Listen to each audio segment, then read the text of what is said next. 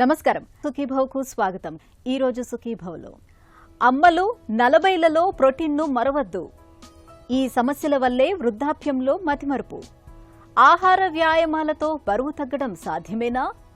మోకేలు మార్పిడి తర్వాత మళ్లీ చక్కగా నిలబడలేమా?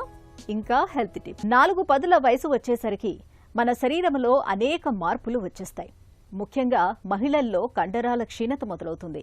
ఎముకలు కూడా బలహీనమవుతూ ఉంటాయి. ఇలాంటప్పుడే ఆహారపు అలవాట్లను కాస్త మార్చుకోవాల్సి ఉంటుంది. రోజువారీ ఆహార పళ్లెంలో ప్రోటీన్ పదార్థాల మోతాదును పెంచాల్సి ఉంటుంది. 40లలోకి వచ్చాక మన శరీరానికి ప్రోటీన్ అవసరం ఎంత ఉంటుందో, ఎలాంటి ఆహారాలను ఎక్కువగా తీసుకోవాలో, వేటికి దూరంగా ఉండాలో ఇప్పుడు తెలుసుకుందాం.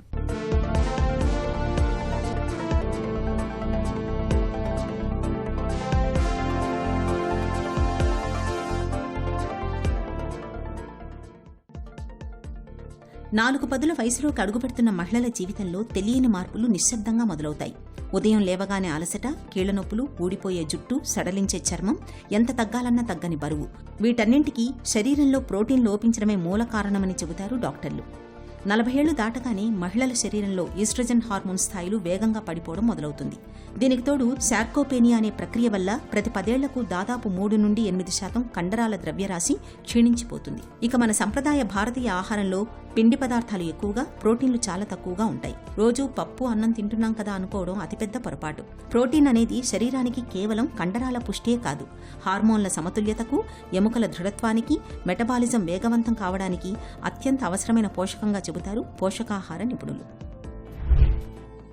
40 సంవత్సరాల తర్వాత స్త్రీలు ఎటువంటి మాంసకృతులు తినాలి, ఎంత తినాలి అన్నది చాలామందిలో ఒక అపోహ కింద ఉంది. ఎక్కువ తినాలా, తక్కువ తినాలా, ఏం చేయాలని. ఇప్పుడు మాంసకృతులు మామూలుగా ఏంటంటే అందులో ఎక్కువ ప్రోటీన్స్ ఉంటాయి. అదేవిధంగా అదే రకమైన ప్రోటీన్స్ మనకి తినే గింజ ధాన్యాల్లో కూడా ఉంటుంది. బియ్యం కానీ, గోధుమలు కానీ, జొన్నలు కానీ, వీటిల్లో కూడా ఉంటుంది. ఇప్పుడు మనం ప్రోటీన్స్ అని అన్నప్పుడు ఈ రెండు మనం బ్యాలెన్స్ చేసుకోవాల్సిన అవసరం ఉంది. గింజ ధాన్యాల్లో ఇక్కడ ప్రోటీన్స్ ఉంటాయి. మాంసకృతులు ముఖ్యంగా వీటిల్లో కూడా ఉంటుంది. ఏంటి, జంతు సంబంధమైన ఆహార పదార్థాలు, వెజిటబుల్స్లో ఉంటాయి. తర్వాత పప్పు దినుసుల్లో చాలా ఉంటుంది. కొంచెం గింజ ధాన్యాలు, బియ్యము, గోధుమలు, ఇటువంటి వాటిలో కూడా ఉంటుంది. ఇవన్నీ మన సమతులికంగా మనం బ్యాలెన్స్ చేసుకుంటూ తింటూ ఉంటే ఒక బ్యాలెన్స్డ్ డైట్, అంటే సమతులిక ఆహారం వస్తూ ఉంటుంది. ఇది మళ్ళీ ఈ ప్రోటీన్స్ అన్నది వయసు పరంపరంగా ఆధారపడి ఉంటుంది. పెరిగే పిల్లలకి కొంచెం ఎక్కువ ఉంటుంది, బాగా పెరిగిన పెద్దవాళ్ళకి తక్కువగా ఉంటుంది. అంటే 25-30 గ్రాములు పెద్దవాళ్ళలో ఉంటుంది. మళ్ళీ అందులో ఆడవాళ్ళు మగవాళ్ళలో తేడా కొంచెం ఉంటూ ఉంటుంది అనమాట. ఎక్కువగా ఈ ప్రోటీన్స్ మన దేనికి కావాలంటే మన శరీరంలో ఉన్న కండరాలు, వివిధ కణాలు అవన్నీ బాగుపడడానికి, తర్వాత అవి ఆరోగ్యకరంగా పెరుగుదల ఉండడానికి, బాడీ పెరుగుదలకి, ఈ అన్నిటికీ మనకి ఈ మాంసకృతులు చాలా అవసరం. అది ఏమాత్రం తక్కువైనా కూడా మనిషి చాలా వీక్గా అయిపోతారు. ఈ ప్రోటీన్ సంబంధించిన కొన్ని రసాయనాలు ఉన్నాయి, అవి కూడా చాలా కుంటుపడిపోతాయి. అవి సరిగ్గా తక్కువ అవ్వడం వలన ఇంబ్యాలెన్స్ అయిపోయి మనుషుల్లో చాలా వీక్నెస్ కానీ, ఎన్నో రకాల న్యూనక వ్యాధులంటూ సంభవిస్తూ ఉంటాయి. ఇప్పుడు పప్పుల్లో చాలా ఎక్కువగా ఉంటుంది. అందులో సోయాబీన్లో 45 గ్రాములు ఉంటుంది. 100 గ్రాముల్లో 45 గ్రాములు ప్రోటీన్సే ఉంటాయి. అలా మిగతా గింజ ధాన్యాలన్నింటిలోనూ 10 నుంచి 20 వరకు ఉంటూ ఉంటాయి అన్నమాట. సో ఎవరైనా సరే ఇటు శాకాహారంలో ఈ ప్రోటీన్స్ ఒక దాంట్లో ఉన్నది ఇంకొకటి ఉండదు. ఆ ప్రోటీన్స్లో యాక్చువల్గా మన బలం ఇచ్చే పదార్థం అమైనో యాసిడ్స్ అంటారు. ఆ అమైనో యాసిడ్స్ ఒక దాంట్లో కొన్ని ఉంటాయి, ఇంకో దాంట్లో కొన్ని ఉంటాయి. అందుకని ఎప్పుడూ మిక్స్ చేసుకుంటూ అవి కలుపుకుంటూ ఉంటే సంపూర్ణ ఆహారం వస్తూ ఉంటుంది. అమైనో యాసిడ్స్ బ్యాలెన్స్ అయ్యి బాడీ గ్రోత్ బాగుంటూ ఉంటుంది అనమాట. సో ఇలాగ ప్లాన్డ్గా తీసుకోవాల్సిన అవసరం ఉంది. దీని తర్వాత ఏంటంటే ఎంత క్వాంటిటీ అన్నది మనుషుల యొక్క వయసును బట్టి, వాళ్ళ యొక్క శారీరక స్థితిని బట్టి, ఇంకోటి ఏంటంటే స్త్రీయా పురుష అన్నది వీటిల్లో ఆధారపడి ఉంటూ ఉంటుంది. 40 ఏళ్ల వయసులో ఆహారమే శరీరానికి చక్కటి ఔషధం. 40 దాటిన ప్రతి మహిళ ప్రతిరోజు తమ శరీర బరువులో ప్రతి కిలోకు కనీసం 1 నుండి 1.2 గ్రాముల ప్రోటీన్ను ఆహారంలో తప్పనిసరిగా భాగం చేసుకోవాలి. శాకాహారులు తమ రోజువారీ ఆహారంలో పెసలు, శనగలు, రాజ్మా, చోలే, కందిపప్పు వంటి పప్పు ధాన్యాలను సమృద్ధిగా తీసుకోవాలి. పన్నీర్, సోయాబీన్, పుట్టగొడుగులు, బాదం, వాల్నట్స్, చియా సీడ్స్, ఫ్లాక్స్ సీడ్స్లో నాణ్యమైన ప్రోటీన్ లభిస్తుంది. వీటిని తరచూ తీసుకోవాలి. మాంసాహారులు గుడ్డులోని తెల్లసొన, స్కిన్లెస్ చికెన్, చేపల్ని తప్పకుండా తీసుకోవాలి. వీటితో శరీరానికి అవసరమైన అమినో యాసిడ్లు అందుతాయి. ఉదయం టిఫన్లలో కేవలం ఇడ్లీ, దోశలకు పరిమితం కాకుండా మొలకెత్తిన విత్తనాలు లేదా ప్రోటీన్ స్మూతీస్ తీసుకోవడం మేలు. 40 ఏళ్ళు ఉన్న ఒక స్త్రీ ఏమో 20 నుంచి 30 గ్రాముల వరకు ఆహారంలో ప్రోటీన్స్ అంటే మాంసకృతులు ఉండవలసిన అవసరం.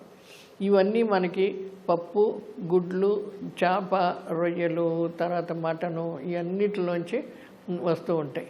తర్వాత గింజ ధాన్యాల్లో కూడా మనకి ఉంటుంది. గింజ ధాన్యాలు, పప్పు కలిపితే ఈ రెండిట్లో వచ్చే మాంసకృతులు, పప్పుల్లో 1% మాంసకృతులు వస్తే దాంట్లో ఉన్న మాంసకృతుల్లో ఉన్న అమైనో ఆమ్లాలు జంతు సంబంధమైన ఆహార పదార్థాల్లో తింటే ఎంత ఉంటుందో అంత ఉంటాయి.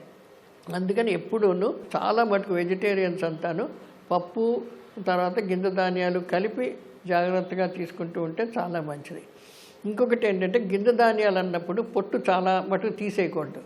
బాగా మరపట్టిన బియ్యం కానీ, బాగా మరపట్టిన గోధుమలు, లేకపోతే జల్లించేసి దానిపైన ఇది తీసేయడం కానీ ఇలాంటివి ఉంటే చాలా మటుకు విటమిన్లు అన్నీ పోతూ ఉంటాయి. ఇంకోటి మొలకెత్తిన గింజలు, ఇప్పుడు పప్పులు ఉన్నాయి రకరకాలుగా, కొంచెం మొలకెత్తించి అవి సాధ్యమైనంత మటుకు ఎక్కువగా అంటే ఉడకబెట్టకుండా, వేయించకుండా సాధ్యమైన ఎంత ఫ్రెష్గా తినగలిగితే అంత తింటూ ఉంటే అందులో బి కాంప్లెక్స్, అదర్ వైటమిన్లు శరీరానికి సంభవిస్తాయి. కానీ అవి బాగా ఉడకబెట్టి అవన్నీ చేస్తే దాంట్లో మాంసకృతులు మాంసకృతుల ద్వారా వచ్చిన ఇంధనాలు ఏదన్నా ఉంటే అదే వస్తుంది. మిగతా వైటమిన్లు, మినరల్స్ అంటే ఖనిజ లవణాలు ఏమన్నా ఉంటే చాలా మటుకు నశించిపోతాయి. ఇది ఒక్కటి వండే పద్ధతుల్లో మటుకు మనం ఎంత పోషక విలువలు మనకు లభ్యం అవుతుందో అది ఆధారపడి ఉంటుంది అన్నమాట. అదొకటి జాగ్రత్తగా ఆలోచించుకోవాల్సిన అవసరం ఉంది. ఇప్పుడు ఇది ఇలా తీసుకుంటూ వాళ్ళేమో ఆహారం ఏమో జాగ్రత్తగా పెట్టుకొని వాళ్ళు చేసే పనిని బట్టి ఎంత పని చేస్తున్నారు, వాళ్ళు చేసే శారీరక స్థితిని బట్టి మనం ఎంత మాంసకృతులు ఇవ్వాలి, ఎంత ప్రోటీన్స్ ఇవ్వాలి అన్నది ఆధారపడి ఉంటూ ఉంటుంది. ఈ చిన్నపిల్లలు, ఎదిగే పిల్లలకి చాలా ఇదైపోతాయి కాబట్టి 10 నుంచి 20 గ్రాముల మధ్యలో ఉండాలి. బాగా పెద్దవాళ్ళకేమో 20-24 అలా ఉంటుంది. గర్భిణీ స్త్రీలకి కొంచెం ఎక్కువగా ఉంటుంది, 30 గ్రాముల వరకు ప్రోటీన్లు ఇవ్వవలసి ఉంటూ ఉంటుంది. అదే మా పురుషునికి కూడాను 30 గ్రాముల వరకు ప్రోటీన్స్ వచ్చేలా చూసుకోవాలి. ఈ ప్రోటీన్స్ ఒకటి ఏంటంటే నీటిలో కరిగే విటమిన్లా కాదు, తర్వాత హీట్ లెబైల్ అంటే ఉడకబెడితే పాడైపోయేవి కూడా కాదు. చాలా మటుకు ఉడకబెడితే అది మన శరీరానికి లభ్యమయ్యేలాగా అవి మారుతూ ఉంటాయి. కాబట్టి ప్రోటీన్ వేడి చేసినా, ఉడకబెట్టినా, ఫ్రై చేసినా, ఏది చేసినా దాంట్లో ఉన్న అమైనో ఆమ్లాలు నశించిపోవు, ఒంటికి పూర్తిగా లభిస్తూ ఉంటాయి. అలాగని చెప్పి చాలా హై హీట్లో పెట్టేసి డీప్ ఫ్రైలు చేస్తే మరి అందులో కొంచెం ప్రాబ్లమ్స్ రావచ్చు, లేకపోతే తగ్గించిపోవచ్చు. అవి మటుకు సాధ్యమే. ఎప్పుడైనా అవసరం వచ్చినప్పుడు తీసుకోవాలి, కానీ రెగ్యులర్గా అవి వాడుకోవడం మంచిది కాదు. 4 పదుల వయసులో ఆరోగ్యాన్ని బేషుగా ఉంచుకునేందుకు ఏ ఆహారాన్ని దూరంగా ఉంచాలి, వేటిని మితంగా తీసుకోవాలో తెలుసుకోవడం చాలా అవసరం. ముఖ్యంగా మైదా, పంచదార, ప్యాకెట్ ఫుడ్స్, కూల్ డ్రింక్స్, నూనెలో వేయించిన పదార్థాలకు ఎంత దూరంగా ఉంటే అంతే మంచిది. ఎందుకంటే ఇవి ప్రోటీన్ శోషణను దెబ్బతీసి ఒంట్లో కొవ్వును పెంచుతాయి. ఇక తెల్లటి అన్నం, దుంపకూరలు, టీ, కాఫీలను చాలా మితంగా మాత్రమే తీసుకోవాలి. రోజు మొత్తంలో చాలినన్ని నీళ్లు తాగుతుండాలి. ప్రోటీన్ సమృద్ధిగా ఉండే ఆహారంతో పాటు నిత్యం 1 గంట పాటైన స్ట్రెంగ్త్ ట్రైనింగ్ వ్యాయామాలు, యోగాసనాల్ని సాధన చేయాలి. ఈ అలవాటు ఎముకలు గుల్లబారకుండా కాపాడుతుంది. ఈ జాగ్రత్తలు 40 ఏళ్లలోనూ ఆరోగ్యాన్ని పదిలంగా ఉంచుతాయి. హెల్త్ న్యూస్ మీకోసం.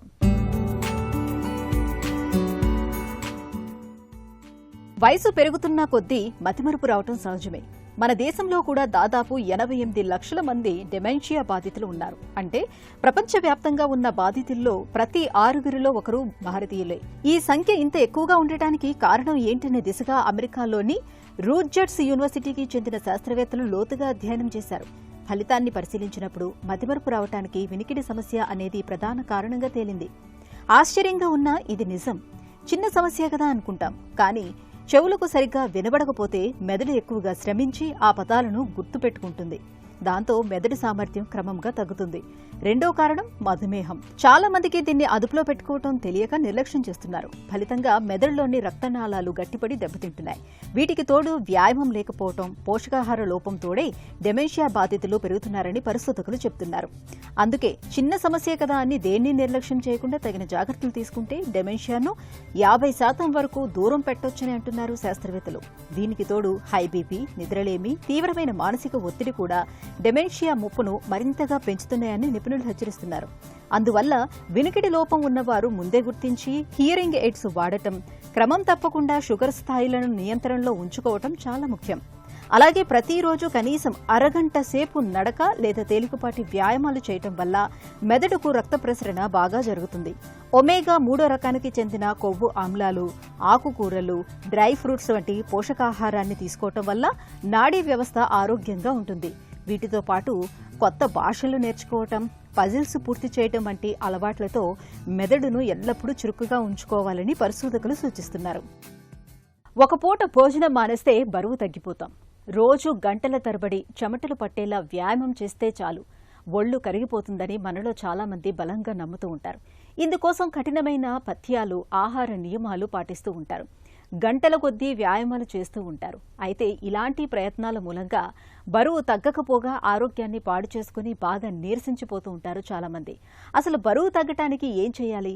ఆహార వ్యాయామాల విషయంలో ఆచరించవలసిన సరైన పద్ధతులేంటి? ఆసక్తికరమైన ఈ విషయాల గురించి ఇప్పుడు తెలుసుకుందాం. కొంతవరకు వీలవుతుంది.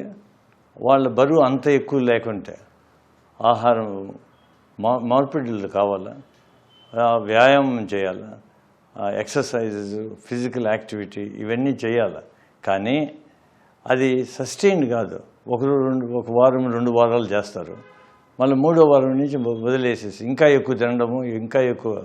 అది ఎందుకంటే ఇది సస్టైన్ కాదు. సస్టైన్ కానందువల్ల వాళ్ళకు చాలా విధమైన విరక్తి వచ్చేసేసి మళ్ళీ మామూలు పద్ధతిలోకి వెళ్ళిపోతారు. అందువల్ల ఇవి పనిచేయవు. కానీ ఈ జీవనశైలి ఏమో మార్చాల. నీవు ఏ ట్రీట్మెంట్ తీసుకున్నా, సర్జరీ చేయని, లేకుంటే మందులు తీసుకుని, మెడికల్ మేనేజ్మెంట్ చేయని, ఏది చేసినా జీవనశైలిని మార్చాలా. ఈ మైండ్ సెట్ని మార్చాలా. ఆ మైండ్ సెట్ మార్చకపోయినామంటే నీవు అన్నీ ఫెయిల్ అవుతాయి. కాబట్టి మనం మన జీవనశైలిలో ఎంతో మార్పు తెచ్చుకోవాలి ఏది చేసినా కూడా. కానీ సర్జరీలు వేరే వాటిని చేసినప్పుడు అవి టూల్స్గా పనిచేస్తాయి. ఇప్పుడు మీరుగా చేసుకున్నారంటే ఈ 2 మీకు టూల్స్ లేవు కాబట్టి ఫెయిల్ అయ్యేదానికి ఛాన్సెస్ చాలా హై. ఎవడో 1 in million వాళ్ళు వెయిట్ లాస్ అయ్యి అట్లే సస్టైన్ చేయగలిగేవారు వీలవుతుంది. మోకీలు మార్పిడి సర్జరీ అందుబాటులోకి వచ్చాక మోకాళ్ల నొప్పుల బాధలు చాలా వరకు తగ్గిపోయాయి. అయితే కృత్రిమంగా కీళ్లను అమర్చే ఈ సర్జరీల గురించి మనలో చాలా మందిలో చాలా రకాల నమ్మకాలు ప్రచారంలో ఉన్నాయి. కీలు మార్పిడి సర్జరీ బాధాకరంగా ఉంటుందని, నొప్పులు ముదిరిపోయే వరకు సర్జరీ చేయించుకోకూడదని, మోకీలు మార్పిడి తర్వాత కింద కూర్చోకూడదని, మెట్లెక్కకూడదని, కృత్రిమ కీలు ఎక్కువ కాలము మన్నిక ఉండదని నమ్ముతున్నారు. అసలు ఈ నమ్మకాల్లో నిజమెంత? మోకీలు మార్పిడి సర్జరీపై సామాన్య జనంలో ప్రచారంలో ఉన్న నమ్మకాలు, వాటిలోని నిజానిజాల గురించి డాక్టర్ని అడిగి ఇప్పుడు తెలుసుకుందాం.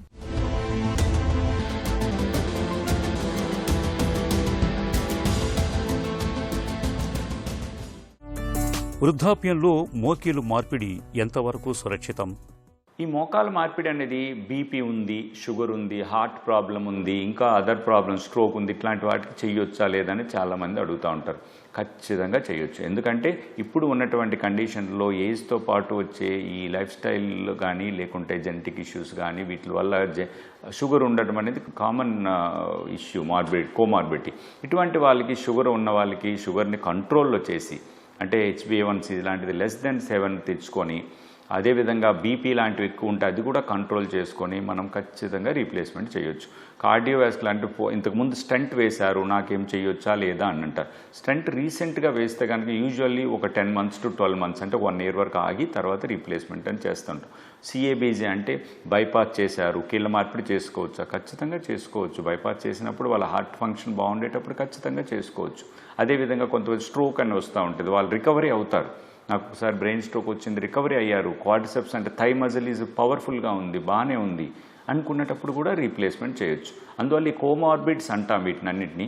ఈ కోమార్బిడ్స్ అన్నింటినీ ఆప్టిమైజ్ చేసుకొని కీళ్ళ మార్పిడి చేస్తే ఖచ్చితంగా మంచి రిజల్ట్స్ ఉంటాయి. మోకీలు మార్పిడి తర్వాత కింద కూర్చోవచ్చా? పద్మాసనం వేయచ్చా? అయితే కీళ్ళ మార్పిడి తర్వాత పద్మాసనం వేసుకోవచ్చా, యోగా చేయొచ్చా అని, కింద కూర్చోవచ్చా అనే క్వశ్చన్స్ ఉంటాయి. కీళ్ళ మార్పిడి చేసినాక క్రాస్ లెగ్గడ్గా కూర్చోవచ్చు, కానీ కింద డీప్ స్క్వాటింగ్ అంటాం. అంటే ఇండియన్ టాయిలెట్ అనేది ఫుల్గా మోకాలు వంచాల్సిన ఒకది. అంటే more than 130-140 degrees of flexion is required. అటువంటి కేసులో డీప్ స్క్వాటింగ్ అనేది ఈ కీళ్ళ మార్పిడి తర్వాత చేయకపోవడమే మంచిదని చెప్పవచ్చు. ఎందుకంటే అది మరీ ఎక్కువ వంచటం వల్ల జాయింట్ వేర్ అండ్ టేర్ ఎక్కువ అవటం కానీ డిస్లొకేట్ అయ్యే అవకాశాలు కూడా ఉంటాయి. కనుక కింద కూర్చోవటం యాజ్ ఫార్ యాజ్ పాసిబుల్, మట్టం వేసుకోవటం వరకు పర్లేదు, కానీ కింద కూర్చొని డీప్ స్క్వాట్స్ అనేది కీళ్ళ మార్పిడి తర్వాత చేయకపోవడమే మంచిది. 2 మోకాళ్లకు ఒకేసారి ఆపరేషన్ చేయించుకోవచ్చా? యూజువల్గా కీళ్ళు అరగటం అనేది 2 వైపులా అరుగుతుందండి. 2 వైపులా అరిగిపోవడాన్ని బైలేటరల్ ఆస్టియోఆర్థరైటిస్ అంటాము. అయితే ఒక కీళ్ళు కుడివైపు కొంచెం ఎక్కువ కానీ ఒకవైపు తక్కువ కానీ అలా ఉండడం జరుగుతుంటుంది. అలాంటప్పుడు మనము ఒక కీళ్ళకి ఫస్ట్ సర్జరీ చేసుకొని తర్వాత రెండో దానికి ఆపరేషన్ యూజువల్గా ఒక 2 నుంచి 3 నెలల గ్యాప్లో చేసుకుంటాం. దాన్ని ఒక్కొక్క వైపు చేసుకునే staged method of joint replacements అంటాం. 2 ఒక్కసారి కూడా కీళ్ళ మార్పిడి చేసుకోవచ్చు. 2 కూడా చేయాలి అనుకుంటే పేషెంట్ ఫిట్నెస్ మెయిన్ ఇంపార్టెంట్. ఇప్పుడు for example less than 70 years ఉంటే ఆ పేషెంట్కి కోమార్బిడ్స్ లెస్ దెన్ 1 అంటే ఒక షుగరు ఒక బైపే ఉండదు, but otherwise is a very active person అనుకునేటప్పుడు 2 కూడా ఒకేసారి కీళ్ళ మార్పిడి చేసుకోవచ్చు. అదర్వైజ్ పేషెంట్ ఫిట్నెస్ లేకపోయినా అబౌవ్ 70 years ఇలాంటి వాళ్ళకైతే ఒక 2 నెలల నుంచి 3 నెలల గ్యాప్లో కీళ్ళ మార్పిడి చేసుకోవడం మంచిది. మోకీలు మార్పిడి ఆపరేషన్ విఫలమైతే మన ముందున్న ప్రత్యామ్నాయాలేంటి? అయితే కీళ్ళ మార్పిడి చేసినాక 100కు 100% గ్యారంటీ ఉందా అనే టైప్లో క్వశ్చన్స్ ఉంటాయి. ఏ సర్జరీ కూడా 100కి 100% గ్యారంటీ అనేది ఉండదు చెప్పాలంటే. ఇది కూడా ఒక మేజర్ ఆపరేషను. యూజువల్గా 98% వాళ్ళకి కీళ్ళ మార్పిడితో మంచి ఉపశమనం కలుగుతుంది, రిస్క్ లేకుండానే ఉంటుంది. ఫస్ట్ 1 yearలో తీసుకుంటే కాంప్లికేషన్స్ రేట్లో తీసుకుంటే కనుక డీవీటీ అంటే వెయిన్లో క్లాట్ అవ్వటం అనేది, లెగ్లో ఉన్నటువంటి వెయిన్ రక్తనాళంలో క్లాట్ అయ్యి అది మళ్ళీ మన కాంప్లికేషన్స్ లైక్ పల్మనరీ ఎంబోలిజం ఇట్లాంటివి వచ్చే అవకాశం కొంతమందికి ఉంటుంది. దానికి ఇప్పుడు ఉన్నటువంటి లో మాలిక్యులర్ వెయిట్ హెపారిన్ కానీ లేకుంటే యాంటీప్లేట్లెట్ డ్రగ్స్ కానీ ఇలాంటివి ఇవ్వటం వల్ల డీవీటీ శాతం చాలా వరకు లేదు అని తగ్గించగలిగాము, లేదు అని చెప్పవచ్చు మన ఏషియన్ కంట్రీస్లో ఎస్పెషల్లీ.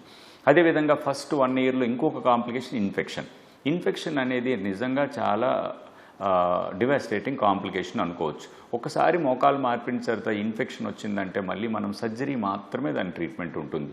అలాంగ్ విత్ ఐవీ యాంటీబయాటిక్స్తో పాటు ఎర్లీగా ఒక 3 నెలల లోపలే మనకి ఇన్ఫెక్షన్ కానీ బయటపడితే దాన్ని మొత్తం వాష్ అవుట్ చేసి యాంటీబయాటిక్ బీడ్స్ అని వాడి పాలీ అంటే మధ్యలో ఉన్నటువంటి ప్లాస్టిక్ను మార్చడం జరుగుతుంది.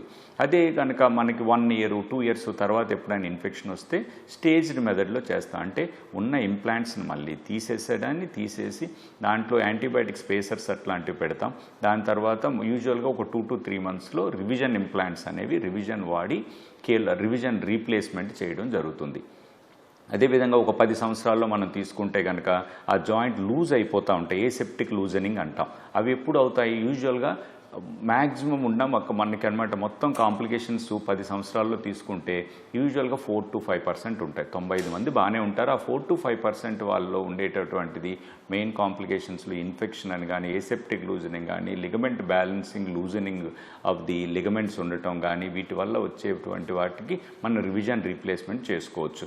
దాదాపు 95 మంది 25 years వరకు ఈ కాంప్లికేషన్ ఫ్రీగా ఉండగలుగుతారు.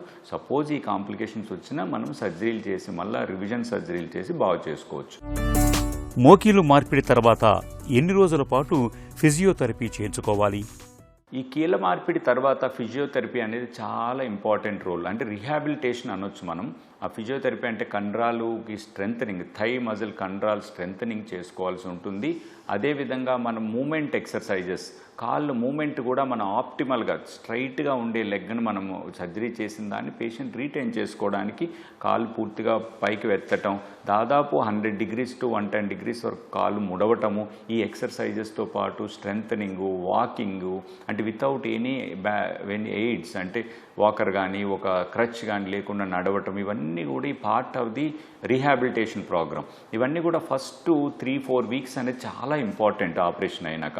అందువల్లనే మనం ఫిజియోథెరపీ అనేది ఖచ్చితంగా ఆపరేషన్ అయిన మొదటి రోజు నుంచి ఫిజియోథెరపీ చేయండి, కాలు కదపండి, లిఫ్ట్ చేయండి, అన్నీ చేస్తుంటాం. ఎందుకు? డీవీట్ అండ్ వెయిన్ క్లాట్స్ అవ్వకుండా ఉండడం కోసము, అదేవిధంగా మూమెంట్ ఆప్టిమల్ మూమెంట్ రావడం కోసము, మజిల్ స్ట్రెంత్ ఉండడం వల్ల బ్యాలెన్స్డ్గా చక్కగా నడవడం కోసం, ఇవన్నీ కూడా ఫిజియోథెరపీ ఖచ్చితంగా చేయాల్సినటువంటిది. అయితే ఫిజియోథెరపీ చేసినప్పుడు నొప్పి వస్తుంది కదంటారు. నొప్పి వచ్చినప్పుడు కొంతవరకు ఫస్ట్ 2 weeks నొప్పికి సంబంధించిన ట్యాబ్లెట్స్ అవి ఇవ్వడం జరుగుతుంది. అందువల్ల ఫిజియోథెరపీ అనేది మస్ట్గా పోస్ట్ ఆపరేటివ్గా చేయాల్సి ఉంటుంది. మోకీలు మార్పిడికి సరైన వయసు లేదా సరైన సమయం ఏది? కీళ్ళ మార్పిడి అనేది పూర్తిగా అరిగిపోయి గ్రేడ్ 4లో ఉన్న ఆస్టియోఆర్థరైటిస్, అంటే పూర్తిగా అరిగిపోయి నడవలేకుండా బాగా వంగిపోయిన కీళ్ళకు మాత్రమే పరిష్కార మార్గంగా అది చూపించాలి తప్ప, నొప్పులకి మోకాలు నొప్పి వచ్చిందంటే కీళ్ళ మార్పిడి దానికి పరిష్కారం కాదు. కీళ్ళ మార్పిడికి అనేది స్పెసిఫిక్ ఇండికేషన్ ఉంటేనే రిజల్ట్ ఉంటుంది. అందువల్ల స్పెసిఫిక్గా బాగా అరిగిపోయిన కీళ్ళకు మాత్రమే మనం అది చూస్ చేసుకోవాలి.